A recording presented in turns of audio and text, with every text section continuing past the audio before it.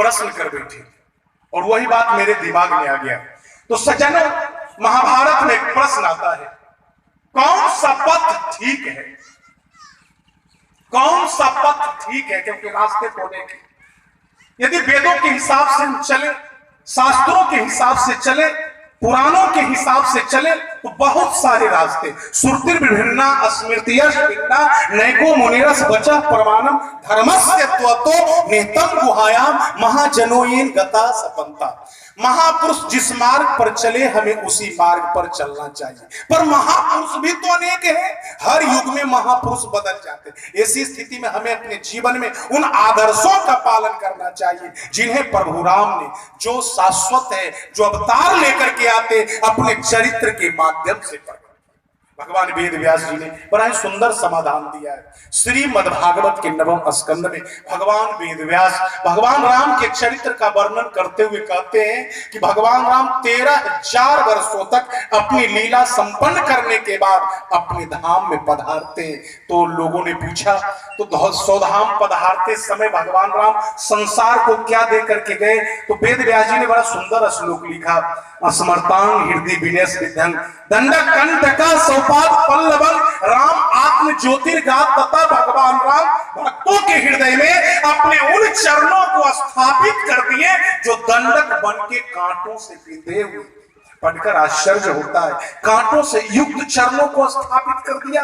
रामचरितमानस में भी यही संकेत है। जब भगवान राघवेंद्र सरकार वनवास से लौट करके आते और सिंहासन पर बैठते हैं ना, तो सारे लोग स्तुति करते, मुनि देवता वेद सब आकर के स्तुति करते हैं। उस समय वेदों ने स्तुति करते हुए कहा, ध्वज पुलिस अंकुश कंज जुतवन फिरत कंटक किन लय पद कंज द्वंद मुकुंद राम रमेश नित बजावे। प्रभु की चरण रेखाओं के साथ साथ उनमें जो कांटे बिंधे हुए थे उन कांटों का भी स्मरण किया। इसका मतलब क्या हुआ?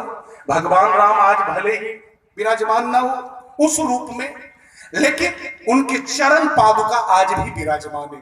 सज्जनों, हमें उस चरण रेखा का ध्यान करना चाहिए, उस चरणों का स्मरण करना चाहिए, उस चरणों को दर्शन करना चाहिए। लोगों को आश्चर्य होता है कि भगवान राम त्रेता युग में रहे, अब भला उनकी चरण रेखाएं कहां दिखाई देगी? लोग कहीं कहीं शंका कर देते। बड़ा ही सुंदर एक सांकेतिक प्रसंग आया है। जिस समय भगवान राम 14 वर्षों के लिए अयोध्या से निकलने लगे ना, तो सारे अयोध्या वासियों ने फैसला किया कि महारानी कैकेयी यदि अपने पुत्र भरत के साथ रहना चाहती है, राज चलाना चाहती है तो चलावे, रहे, लेकिन हम लोग राम जी के साथ ही वन चले जाएंगे। सारे अयोध्या वासी उनके साथ चल दिए थे और सज्जनों सब चल दिए। यद्यपि राम जी ने समझाया कि आप लोग विश्वास करें, भारत का राज बड़ा उत्तम राज होगा। ये सब सुनकर लौटते तो हैं अयोध्यावासी, लेकिन फिर कुछ देर के बाद पुनः राम जी के पास वापस लौट जाते। अब राम जी के सामने बड़ा संकट है। जब रात्रि काल में सारे अयोध्यावासी सो जाते हैं तो धीरे से राम जी ने सुमंत जी को जगाया और राम जी ने कहा, सुमंत जी, ये सब अयोध्यावासी बन के कष्ट उठाने योग नहीं है। मां ने वनवास का आदेश मुझे दिया है, इन अयोध्यावासियों को नहीं। इन्हें मेरे साथ रहकर कष्ट उठाना उचित नहीं है, इसलिए आप इसी समय मुझे रथ पर बैठा करके यहां से दूर ले चले। सुमंत जी ने कल जोड़ करके कहा, प्रभु यदि मैं आपको लेकर के जाऊं तो प्रातः काल होने के बाद ये लोग रथ के पहियों का चिन्ह विद्यमान होने के बाद ये खोज लेंगे कि रथ किस दिशा की ओर गया है। खोज मारी रथ हाँ कहूं ताता आन उपाय बन ही नहीं बाता। ये लोग पता लगा लेंगे। तो राम जी कहते, सुमंत जी आप रथ को इस ढंग से घुमा फिरा करके चलाइए कि प्रातः काल होने पर ये सचमुच नहीं समझ पाए कि रथ किस दिशा की ओर गया है। सुमंत जी प्रभु की बात मानने को बाध्य थे।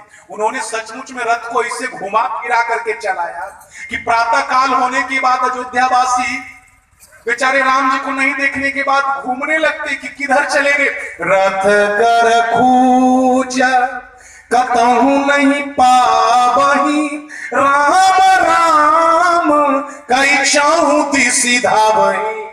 हा राम हे राम, हा राम हे राम करते हुए चारों दिशाओं में दौड़ते हैं, लेकिन सफल नहीं हो पाते और अंत में थक हार कर अयोध्या वापस लौट जाते।